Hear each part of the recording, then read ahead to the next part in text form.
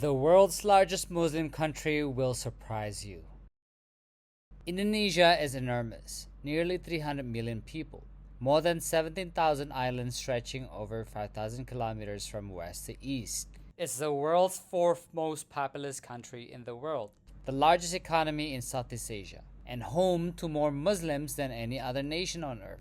Yet, Indonesia doesn't look like most people expect. There isn't one Indonesian language spoken at home. There isn't one Indonesian culture. There isn't one Indonesian cuisine, or even one Indonesian landscape. Instead, Indonesia is a collection of hundreds of cultures bound together into a single nation, and that may be its greatest achievement.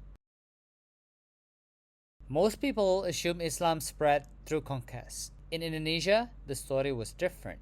Beginning around the 13th century, Muslim merchants from places such as Gujarat, Arabia, and Persia sailed across the Indian Ocean, bringing not only goods but also new religious ideas. They traded spices, textiles, ceramics, and over generations, many local rulers embraced Islam because of expanding trade networks, diplomacy, and cultural exchange. There was no single invasion, no dividing battle that transformed the archipelago overnight. Instead, the world's largest Muslim majority country emerged gradually, port by port, kingdom by kingdom, century by century. It's one of history's most remarkable examples of peaceful religious expansion through commerce.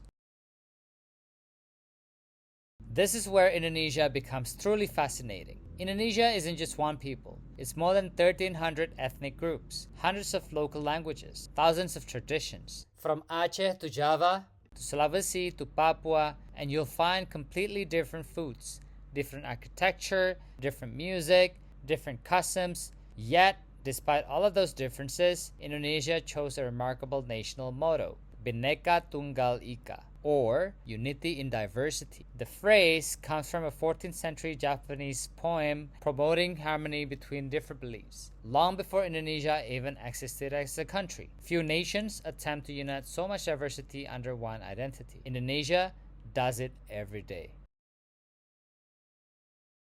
Here's the fact that surprises many people. Indonesia's most famous island, Bali, is overwhelmingly Hindu. In fact, around 87% of Bali's population practices Hinduism. Walk through the island and you'll see temples on street corners, daily offerings placed outside homes and shops, religious ceremonies woven into everyday life. It's a completely different cultural experience from many other parts of Indonesia. And that's exactly the point. Indonesia isn't defined by one religion or one tradition. Each island has its own story. Each region has shaped its own identity over centuries. That's what makes the country so difficult and so fascinating to understand.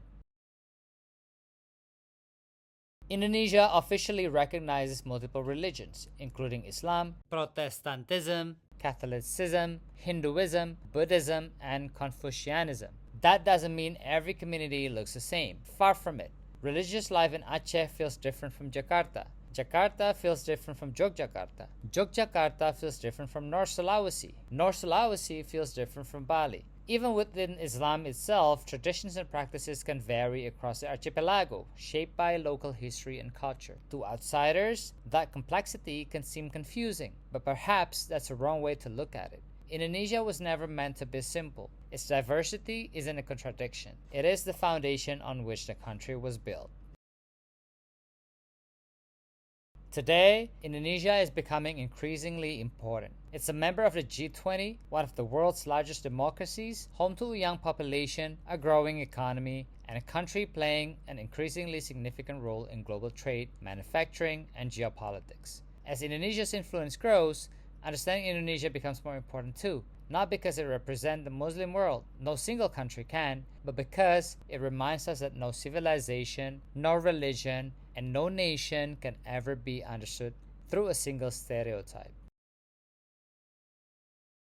People often ask, what is Indonesia? Maybe that's the wrong question. Indonesia isn't one island, one ethnicity, one language, or one way of life. It is thousands of islands, hundreds of cultures, millions of different stories, choosing every day to share one nation. Perhaps that's what makes Indonesia remarkable. Not that it's the world's largest Muslim majority country, but that it proves the world's largest Muslim majority country can also be one of its most diverse. And maybe that's the biggest surprise of all. To understand Indonesia, you first have to stop expecting it to fit into a single story.